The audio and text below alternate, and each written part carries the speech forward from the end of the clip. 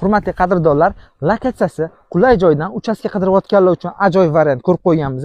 Bugun sizlar bilan umumiy yer maydoni 7 sotuvdan iborat bo'lgan bitta uchastkamizni ko'rsatmoqchimiz. Narxlarni, ko'rinishlarini video davomida aytib o'tamiz.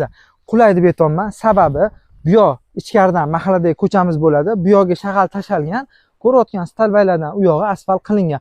Xudo xolisa yaqin kelajakda bu yoqlar ham asfalt bo'ladi. Ikkinchi plyus tomoni, ikkinchi tomoni bu uchastkamizda ikkita yo'l orasida joylashgan. Uchastkani u tarafi asosiy yo'l hisoblanadi. Hozir sizlarga u taraflarni ham ko'rsatib o'tamiz. Undan oldin uchastkamizning ichkaridan ko'rinishlarini sizlarga ko'rsatamiz va narxlarini, shart-sharoitlarini video davomida aytib o'tamiz. Qani ketdik. Demak, e'tiborlar markazida sizlarga aytayotgan uchastkamizning umumiy ko'rinishi bu yerda. Chegarasini tushuntirib o'tadigan bo'lsa, xuddi shu turgan joyidan ukamizlar turgan joygacha, ya'ni fasad qismi 19 metr uzunlikda bo'ladigan bo'lsa, ikkita yo'limizning oralig'i 37-38 metr atrofida chiqyapti. U tarafimizda mahallani ko'chasi bo'ladigan bo'lsa, bu shlaka blokka orqasida asosiy quruqsoy yo'l hisoblanadi. Bu yoqdan bemalol Toshkentga chiqib ketish uchun tep-tekis yo'limiz bor va uni hozir sizlar bilan tashqaridan ko'rinishini ham ko'ramiz.